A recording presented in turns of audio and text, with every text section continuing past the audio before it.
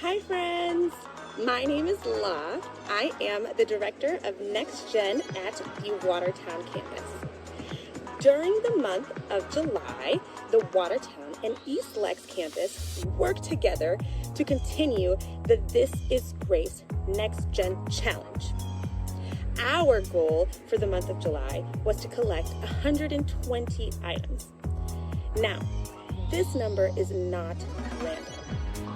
The Boston Project serves around 120 families, which means that every single item donated is going directly to a family.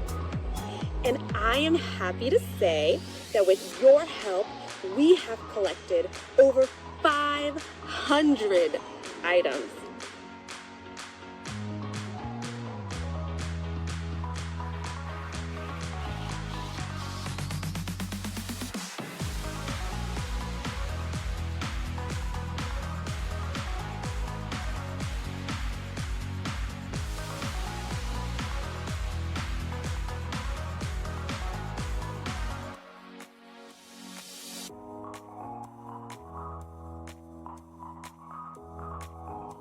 Now, Foxborough, Wilmington, you are up. For more information on how to donate, what to donate, where to donate, go and check out our website. And remember, if every campus reaches their goal at the end of the summer, Pastor Brian is going to get slimed. We have completed our goal, which means that Pastor Stephen and Pastor Tom Lee have to get slimed. Who's ready for that?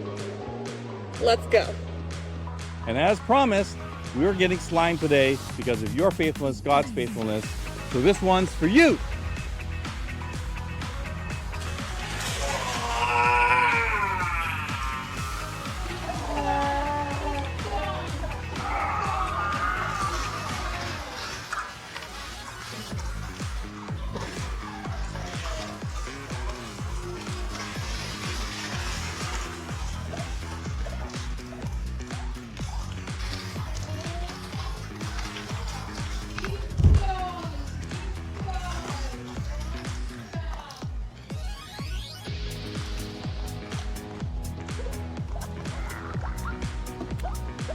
Well done.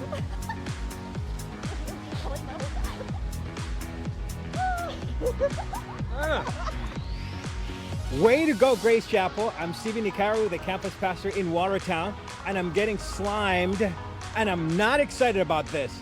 Here we go.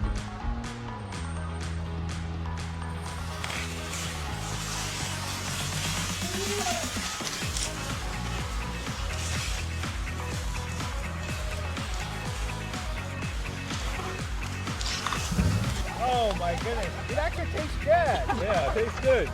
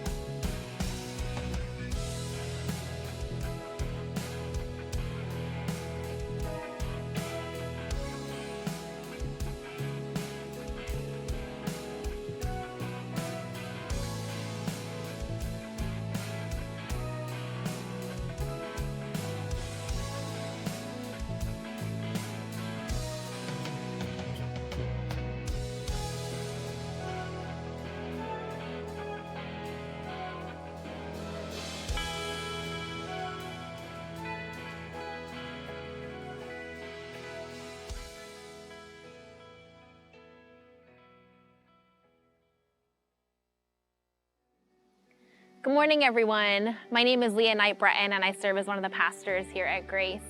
Well, I hope that you've been enjoying these beautiful New England summer days. My family and I have been doing lots of evenings at the beach. But this past weekend, we actually had the opportunity to do an entire day at the beach. So we packed a cooler with lunch, had some socially distanced hang with some of our neighbors. But a relaxing, sun-filled day turned into an evening of misery as my husband and I discovered our poor attempt at reapplying sunscreen resulted in us being 2 cooked lobsters. So I hope that you've been able to get through the summer without sunburns, but in case you haven't, I totally feel your pain. I was feeling it for the days following. Well, this morning we're continuing to walk through Joseph's story as documented in the book of Genesis.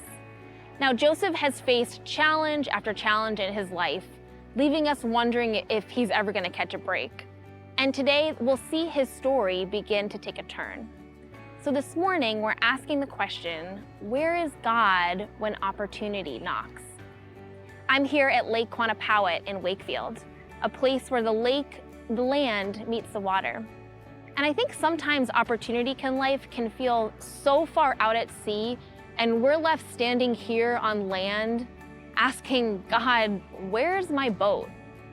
Spoiler alert, it may take time, it may take hardship, but the promise we have from God and the lesson that we learn from Joseph's story is that God has promised to make what feels impossible possible. We may not be able to see the boat or be able to build a boat, but God can provide a boat. And better yet, God promises to be our boat. So that's what I pray that God will speak to you today. Well, if you're new and joining us this morning, we'd love to make a connection with you and send you a gift card for a cup of coffee on us. You can text the word hello to 781-460-6880. And we also know that many of you have been gathering with us online as your entryway to grace. And for some time, I and others have been wanting to create a space to meet you and connect with you. So after the service this morning, we invite you to join me and a few others from our staff for our first ever virtual meet and greet. You can text the word MEET to the number on the screen to get the link, or at the end of the service, we'll have a QR code that you can scan to get the link as well. So this morning, we'll hear another edition of a creative retelling of Joseph's story as found in Genesis 41. Pastor Brian will be bringing our message this morning, and our pastor of community care, Pastor Sunny, will come back to close our service at the end. So as we jump now into a time of worship, I invite you to let the music and the words wash over you, reminding you of the ways that God is with you and perhaps leading you into an opportunity of your own. So let's worship together.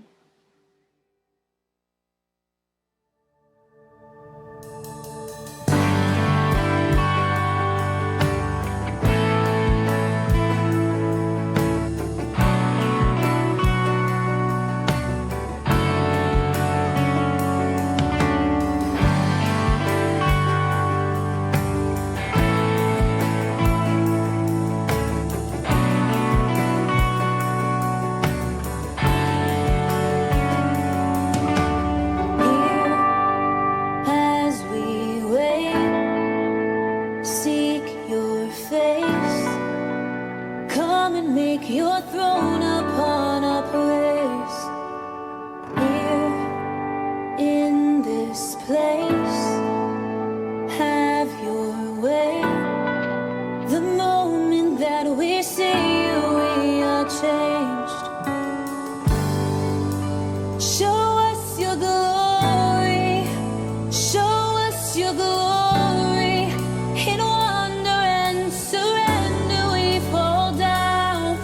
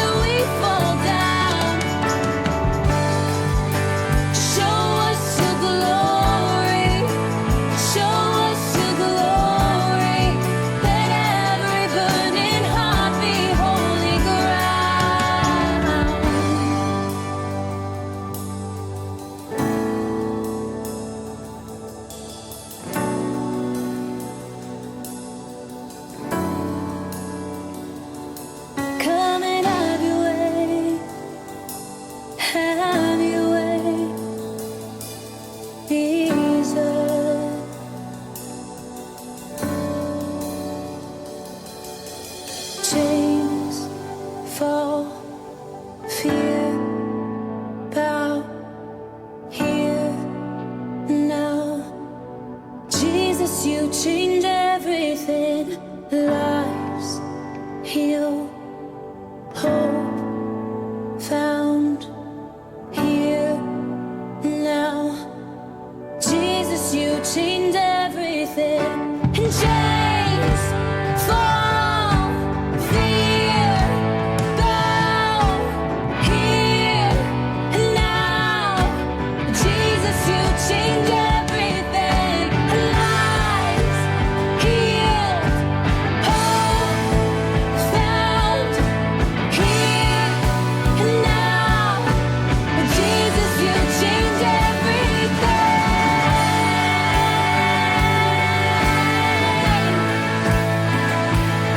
You change everything. Every chain will fall, every fear will bow at the name of Jesus. And chains fall, fear go here and now. Jesus, you change everything. Lives healed, hope found here and now. Jesus, you change everything.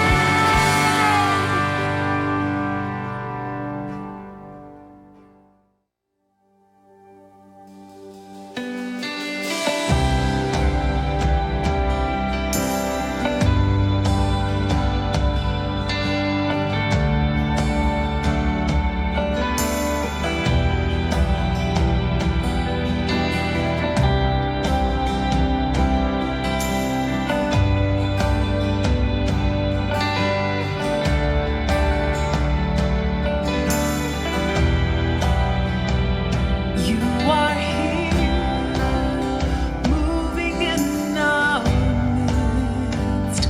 I worship you.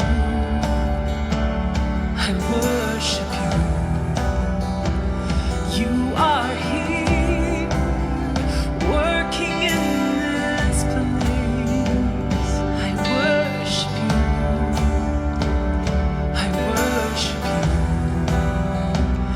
You are here, moving in our midst. I worship you.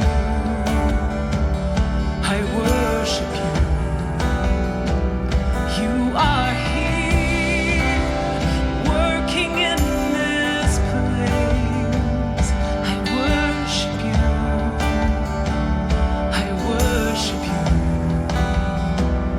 You are waymaker, miracle worker, promise keeper, light in the darkness. My God, that is who you are.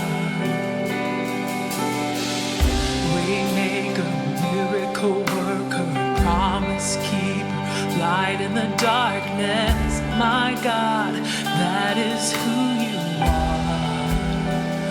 You are here, touching every heart. I worship you.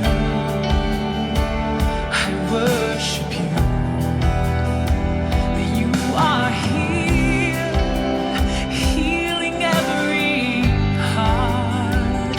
I worship you.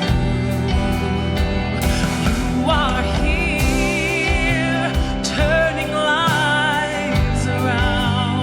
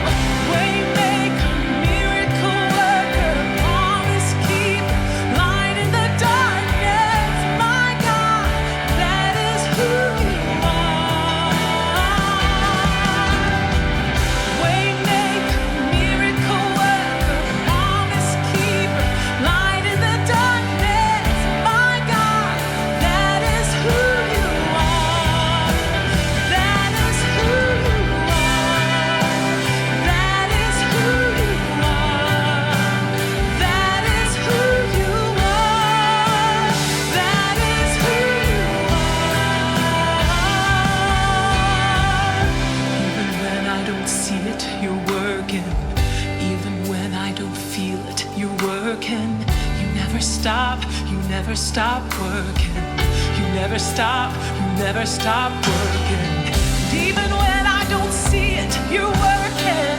And even when I don't feel it, you're working. You never stop working. You never stop working. You never stop working. You never stop working.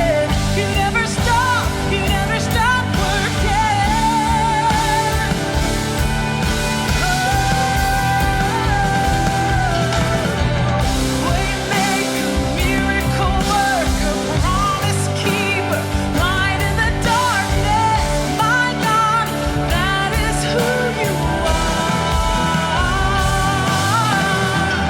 Waymaker, miracle worker, promise keeper, light in the darkness. My God, that is who you are. Oh, that is who you are. That is who you are. That is who you are. That is who you are.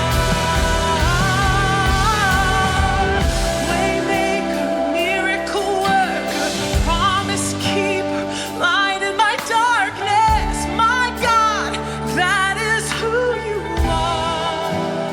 Sing that with me. Waymaker, miracle worker, promise keeper, light in the darkness. My God, that is who you are. That is who you are. That is who you are. That is who you are. That is who you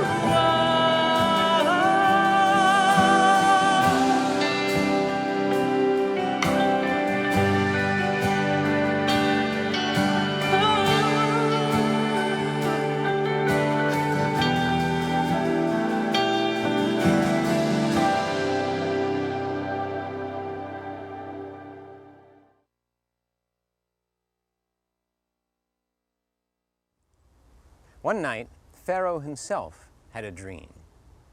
The ruler of all Egypt, in his fine bed, dreamed that he stood along the Nile River, admiring all that was his. Out of the water came 7 fine cows, who began to feed on the grass.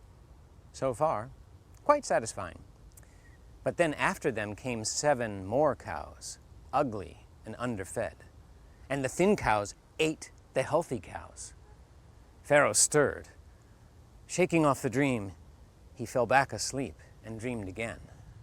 This time he saw 7 stalks of grain, lush and ripe and golden, and yet behind them grew 7 pitiful stalks, sickly and ruined by a harsh wind, and they consumed the good stalks. The dreams troubled Pharaoh because he believed the dreams could hold meaning. He summoned his astrologers and his scholars, but none of them could explain the visions in a way that satisfied him. Suddenly, a voice spoke up. It came from the man who had just brought Pharaoh his beverage of choice. "I remember," the cupbearer said, "in the prison there was a man, a young foreigner. The baker and I each had a dream, and we told them to him. He gave us each an interpretation, and everything he predicted came to pass." Pharaoh wasted no time in summoning this interpreter of dreams, and Joseph found himself taken from the prison and cleaned up so that he was presentable to appear before the most powerful man in the nation. "I've heard it said that you understand dreams." Pharaoh studied Joseph closely. Joseph was sweating. "It does not come from me," replied Joseph, "but I believe that God will answer your questions." So Pharaoh recounted his dreams about the cows and the grain. "None of my own people could tell me what this means," he concluded. But again, Joseph understood the dreams. Your 2 dreams go together," he explained. "God has revealed to you what he's going to do. The healthy cows and the healthy grain represent 7 good years, perfect conditions, and a great harvest. The Pharaoh looked pleased. But the sickly cows and the ruined grain represent famine. 7 years of utter famine. It will be severe. The abundance of the good years will be completely forgotten. People will starve. Yet God has chosen to show you what's going to happen so that Egypt can prepare. Now, here's what I would suggest. You need a wise and discerning person to oversee these next 7 harvests. This person should appoint additional overseers. During the good years, have them set aside 1/5 of the nation's produce. This must be done so that you, Pharaoh, can ride out the 7 years of famine. Pharaoh was impressed. He turned to his counselors. Where else are we going to find someone like this, with the very Spirit of God in him? And to Joseph, he said, if God has given you this wisdom, then who better to carry it out? Effective immediately, I give you authority in all of Egypt. You will order my staff as you think best, and you will only answer to me. As a mark of Joseph's status, Pharaoh gave him a ring and fine clothes and took him for a ride in his second-best chariot. A crier called out, "Bow the knee! This man must have your respect." Now, to simplify matters, Pharaoh gave Joseph an Egyptian name and a suitable Egyptian wife. Joseph was 30 years old when he came out of prison, free to roam all of Egypt. Just as God had shown in the dream, there were 7 magnificent years. Joseph traveled the country, making sure each city stored away portions of their harvest. And Joseph had 2 sons. The first he named Manasseh, after the Hebrew word forget, saying, God has made me forget my hardship. And the second son was Ephraim, after the Hebrew word for fruitful, saying, God has made me fruitful in the land of my troubles. And then the famine came. All lands were afflicted. Nothing would grow. Harvests were non-existent. People were worried, then frantic and angry. And yet, in Egypt, people had bread, there was grain for sale, and Joseph managed the stockpiles. Go to Joseph, Pharaoh told everyone. He's in charge. And so, from all nations, people came before Joseph to buy grain. Well, this story just keeps getting better and better, doesn't it? So far, Joseph has been hated by his brothers, stripped of his Technicolor dream coat, thrown into a pit, sold into slavery, shipped to a foreign country, falsely accused, thrown into prison, and then forgotten by the one person who might be able to do something for him. And then suddenly there's this remarkable turn of events. After 2 years, he's remembered by that former cellmate. He's released from prison, recognized for his remarkable talents, and rises to become right-hand man to the most powerful ruler on earth at the time. I mean, forget about rags to riches. This is like pit to palace. But as I got thinking about Joseph's story, it brought to mind another story of another man's remarkable rise to power that has captured our imagination in recent years. I'm thinking of Alexander Hamilton. His name is Alexander Hamilton, the immigrant orphan who became a founding father, who went a lot farther by working a lot harder, by being a lot smarter, by being a self-starter.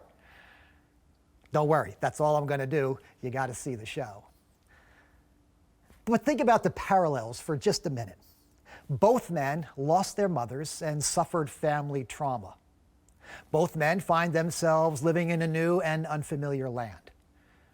Both men learn leadership the hard way, managing other people's affairs. Both men were recognized early for their quick minds and their work ethic. Both became second in command to people in power. Both played pivotal roles in the forming of their nation. And both of them had Broadway musicals made about them.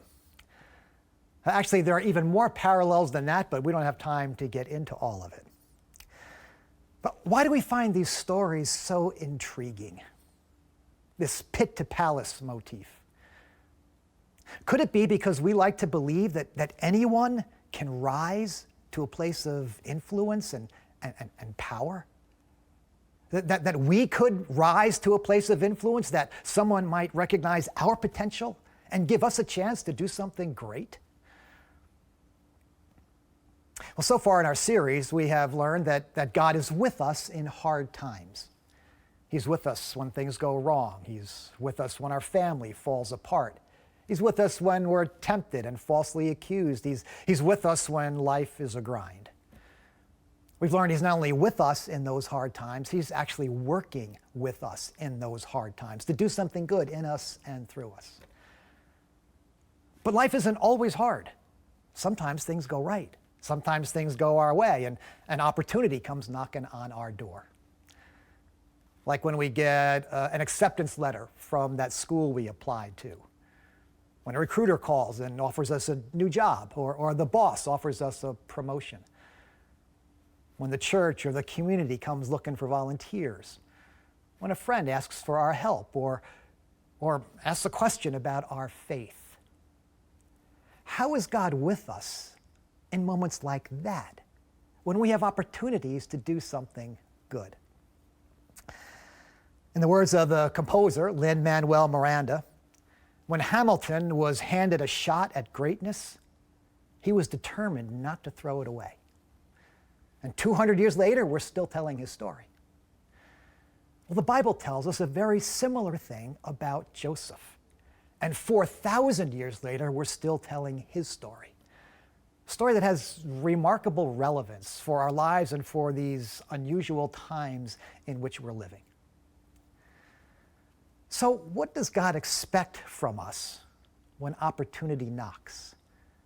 And what can we expect from God? Let's take a closer look at the story we just heard from Genesis chapter 41 and see what we can learn about not throwing away our shot. The chapter opens with the words, "When 2 full years had passed." Now the writer's reminding us that a long time has passed with nothing good happening. It's been 2 years since Joseph was forgotten by that former cellmate. It's been 13 years since he was sold downriver by his brothers. And except for a short, promising chapter in Potiphar's household, there's been very little evidence that God is with Joseph in Egypt. But then, we're told, Pharaoh had a dream. Not just one dream, but 2.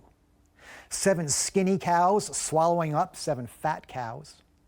7 sickly heads of grain swallowing up 7 healthy heads of grain. And when no one's able to interpret those dreams, the cupbearer suddenly remembers Joseph. Now a young Hebrew was there with us, a servant of the captain of the guard. We told him our dreams, and things turned out exactly as he interpreted them to us. Now he remembers after 2 years? Thanks for nothing, Joseph might have been thinking. So Pharaoh sent for Joseph, and he was quickly brought from the dungeon. When he had shaved and changed his clothes, he came before Pharaoh.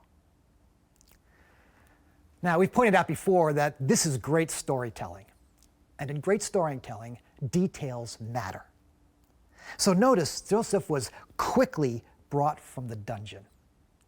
The writer wants us to understand how swiftly things are happening here. What a dramatic moment this is, from dank cell to the king's court in one fell swoop.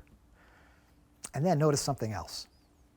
We're told that Joseph shaved and changed his clothes before he came to Pharaoh. I'm just trying to picture that. Hold on, Joseph says to the jailer. I got to change this shirt. I mean, it's crazy. You know what the writer's trying to tell us? Joseph was not throwing away his shot. If he had one chance to appear before the most powerful person on earth, he was going to look his best.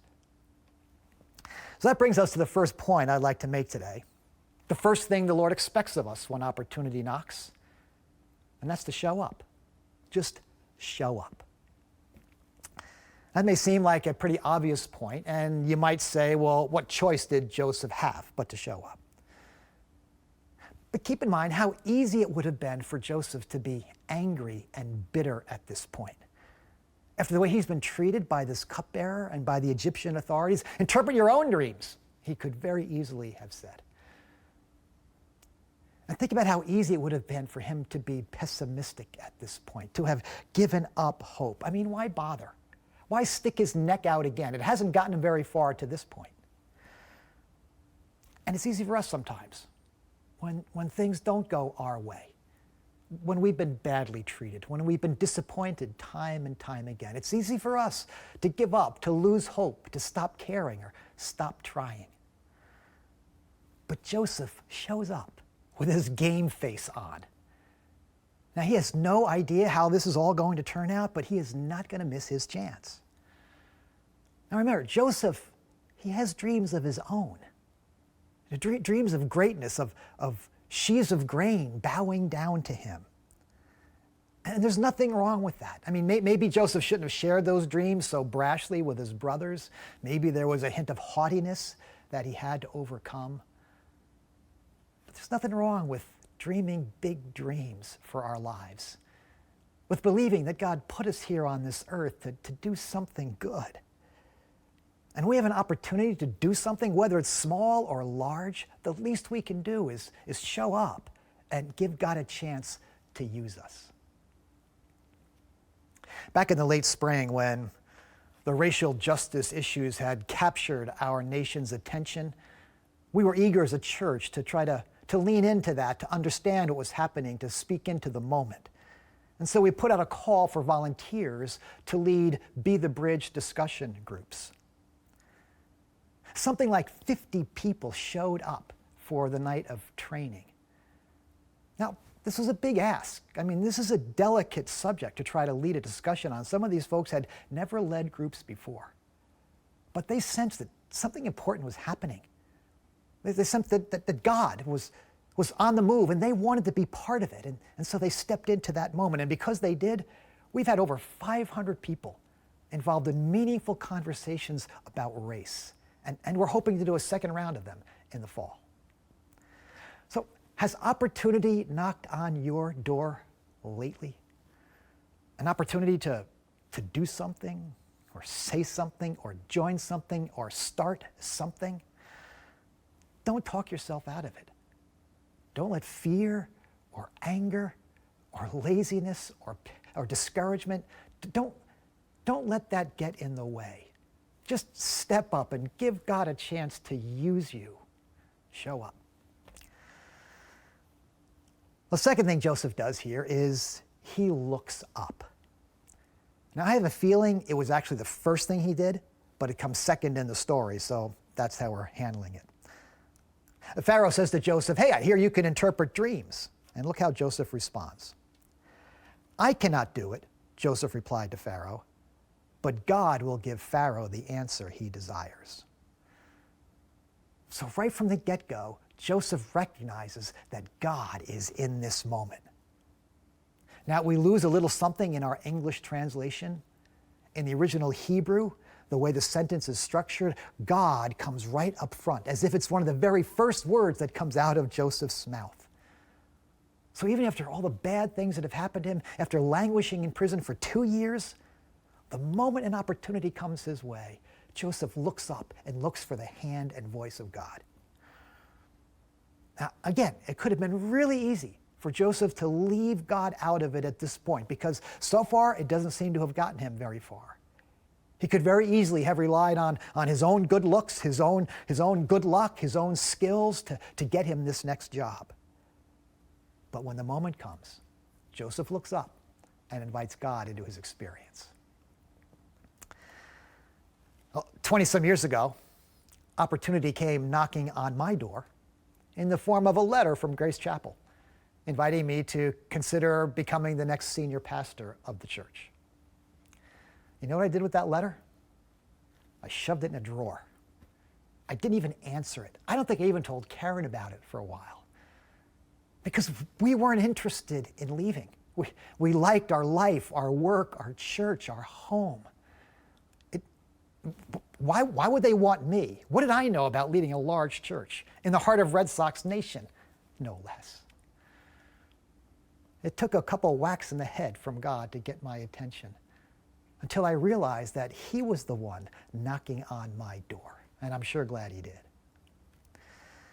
Now, does that mean every time opportunity knocks that you're supposed to say yes? Well, not necessarily. Every job offer, every request for help. We don't know where it's going to lead, but God at least wants us to look in his direction, to ask him, Lord, what are you showing me? What are you revealing to me in this particular moment? When opportunity knocks, look up. Listen for God. He wants to be with you in the decision. So Pharaoh tells Joseph his dreams, only this time the cows aren't just skinny, they're ugly. Ugliest cows I've ever seen, to use Pharaoh's words. And when he's all done, Joseph speaks up. God has shown Pharaoh what he's about to do. 7 years of great abundance are coming, but 7 years of famine will follow them. The reason the dream was given to Pharaoh in two forms is that the matter has been firmly decided by God, and God will do it soon. Now, what usually happens to advisors who bring kings bad news? Right, they usually lose their jobs, right? If not their heads. So this is a risky move for Joseph to speak truth to power like this. But he decides to speak up. But notice a couple things about the way he speaks. First of all, from what we can tell from the text, there's a certain amount of respect, even-handedness about the way Joseph speaks. Remember, this is a nation that has enslaved him and wrongfully imprisoned him. A nation that is a threat to the whole world and no friend to the Hebrew people.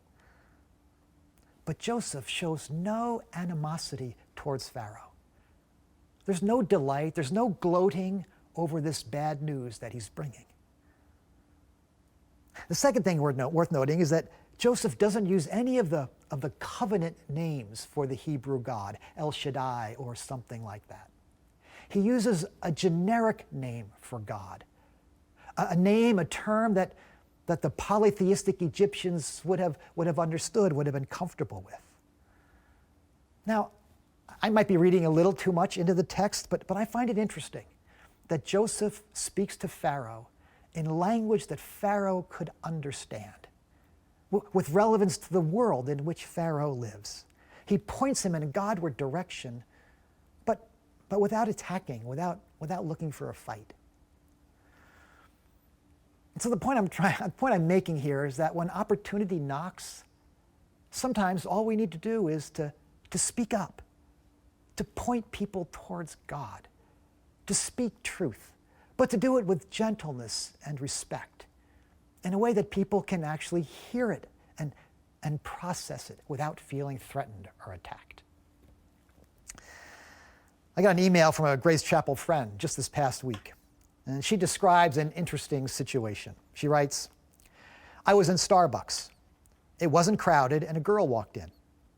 She was wearing a black shirt with a satanic pentacle on the front, and on the back it said, "Not today, Jesus." I felt compelled to say something, but I had no idea what that might be. Well, I like the fact that my friend recognized this as an opportunity. She wanted to speak up, but wasn't sure how or what to say. And I know we all find ourselves in moments like that, where there's an opportunity and we don't know how to go after it. And first of all, I want to give her props for not saying something like, "I hope you have lightning insurance," or "Don't look now, girlie, but Jesus is right behind you," something like that. Now, I had the advantage of reading it in an email instead of kind of being there in the moment. But she might have said something like, "Tell me about your shirt." Remember how often Jesus led with a question? Or she might have said, "I used to feel that way about Jesus too." Now, I have no idea if the conversation would have gone anywhere from there. But when someone wears a shirt like that, they're almost daring you to say something. Now, obviously, we have to be careful about this, especially in the workplace, that we're not stepping out of bounds legally or professionally. We don't want to be offensive or attacking to people. It can feel risky because we don't always know how people are going to respond. But remember, we don't have to get them all the way to Jesus in one conversation. Sometimes all we have to do is ask a question or share a little bit of our story. I think we'd be surprised how open people are to a conversation about God or hearing about our church, or even sharing a little bit of their story with someone who cares enough to ask them. So sometimes, when opportunity knocks, all we have to do is speak up. Well, the final thing Joseph does here is to step up. Joseph doesn't stop after delivering this bad news to the king. He actually dares to offer a solution to the problem, and I wonder if he did it with a bit of a twinkle in his eye. And now let Pharaoh look for a discerning and wise man and put him in charge of the land of Egypt. And he goes on to propose a detailed strategic plan for seeing the nation through this crisis. Remember, Joseph has dreams. Now, talk about a mind at work. It was such a good plan, Pharaoh says to his officials, "Can we find anyone like this man, one in whom is the Spirit of God?" Then Pharaoh said to Joseph, "Since God has made all this known to you, you shall be in charge of my palace, and all my people will submit to your orders. Only with respect to the throne will I be greater than you." And next thing you know, Joseph is wearing the king's ring, he's rocking a new royal wardrobe, and he's riding around town in a golden chariot, the ancient equivalent of a stretch limousine. But it's not just about the show. The text makes clear Joseph immediately gets to work with energy and intentionality. For 7 years, he travels back and forth across the land, overseeing the growing and the storing of grain. And for the next 7 years, he oversees the sale and distribution of that grain to save the lives not only of the people of Egypt, but surrounding peoples as well, including his own family. And so it turns out God has placed Joseph in just the right place, at just the right time, with just the right skills to save people's lives and to advance his purposes in the world. And a similar thing is true for us. And I don't think we're reading too much into this story because we're told this other places in Scripture. That God can and will place you in just the right time, at just the right place, with just the right skills to do something good for the world around you. Something good for your family or for your church or for your community, your school, your workplace. And so when opportunity comes knocking, it's time for us to step up and put those God-given skills and experience and wisdom to work to do something good in this world. Because remember, the same spirit that Pharaoh saw in Joseph, the Spirit of God, that spirit is at work in every one of us, gifting us for ministry, empowering us to go out and do his work in the world, guiding us to particular times and places and people he wants us to have an impact on. What opportunity might God be asking you to step up to this fall? Now, most of us won't have opportunities for that kind of influence.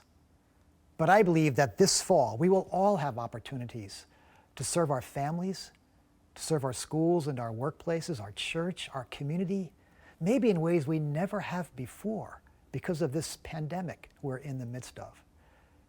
I believe this is a pivotal moment. I believe that this is a formative moment for our family lives, for our church, for the nation. And I want to be a part of whatever it is God wants to do in this season. So here at church, there are ways to serve as we continue in this online environment, as we expect to be for a while now. We're always looking for people with technical and production skills to help with that side of the ministry.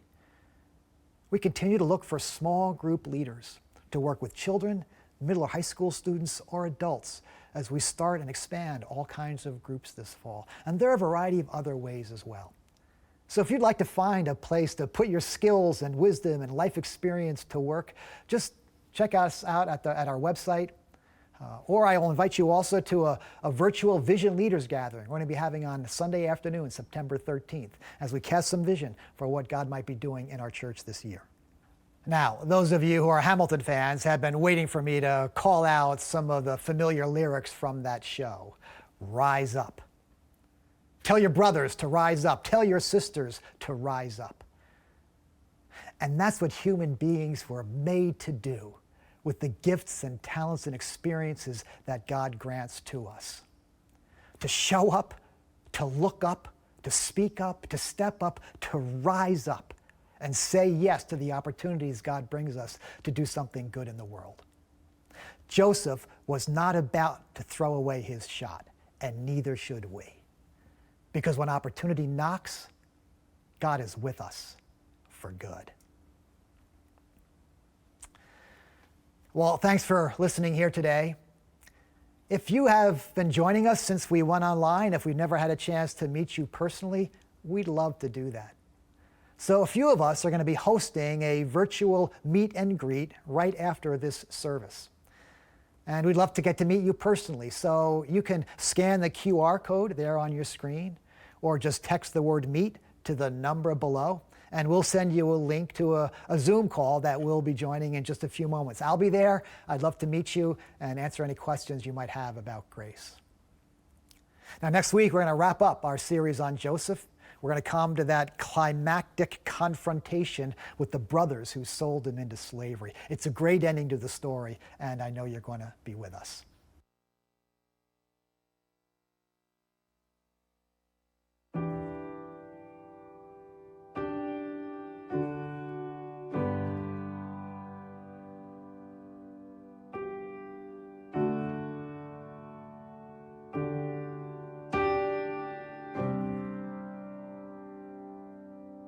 The hour is dark, and it's hard to see what you are doing here in the ruins, and where this will lead. Oh, but I know that down through the year, I look on this moment and see your hand on it and know you were here. And I'll testify of the battles you've won, how you were my portion when there wasn't enough. And I'll testify of the seas that we've crossed, the waters you've parted, the waves that I walked, singing, oh, oh, oh, my God did not fail. Oh, oh, oh, it's a story I'll tell, singing, oh, oh, oh, I know it is well. Oh, oh, oh, it's a story I'll tell. Believing is hard when options are few, when I can't see what you're doing. I know you are proving you're the God who comes through. Oh, but I know that over the years, I'll look back on this moment and see your hand on it, and know you are here. And I'll testify of the battles you won.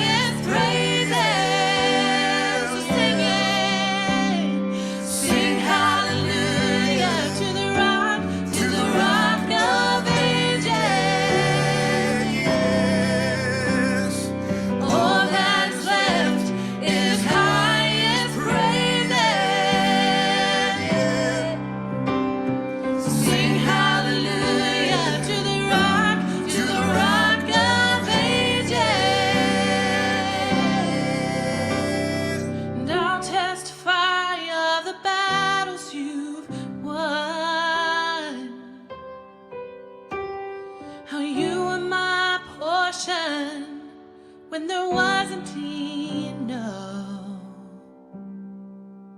And I'll sing the song of the seas that we crossed,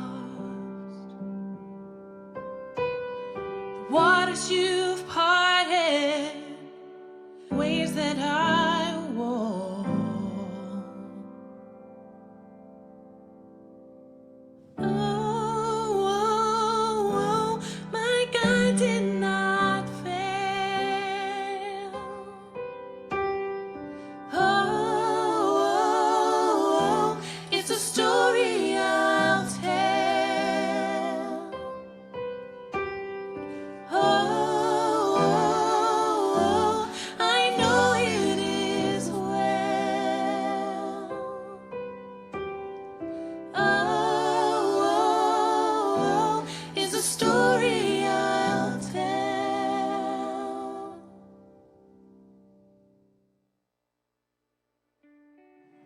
Hello everyone, my name is Sunny Taves and I am the pastor of Community Care. We have learned from Joseph how God is with us, not only during turmoil and hardships, but also in moments of great opportunity. As we continue to face difficulties due to the pandemic, civil unrest, and personal hardships, how do we lean into God's presence and the opportunities that He gives to us? What opportunities do you have in your life to serve and give, especially during these times?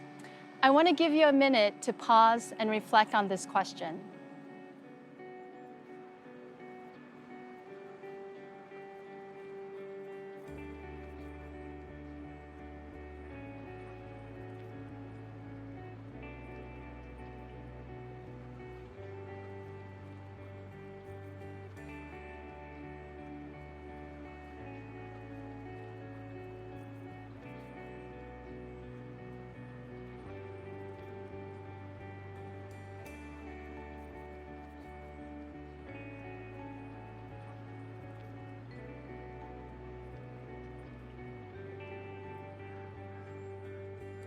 If you would like for someone to pray with you or for you, please text prayer to 781-460-6880.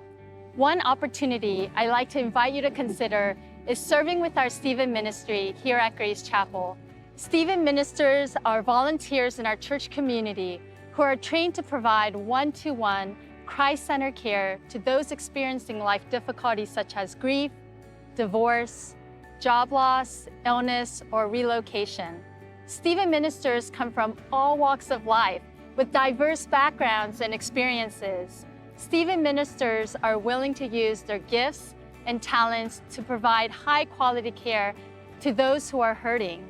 If you would like to learn more about this ministry, either to serve or to be partnered with a Stephen minister, I'd love to hear from you. Just a reminder, we will be starting a new Stephen Ministry training in the fall, so please connect with me for more information. You can email me at staves@grace.org, or you can text CARE to the number below. We will be sharing more opportunities in the coming weeks for ways for you to jump in to serve and be part of our mission to discover life with God for the good of the world. Stay tuned for that. Also, a reminder that in just a few minutes, we will have our first virtual meet and greet for those who would like to learn more about getting connected to Grace.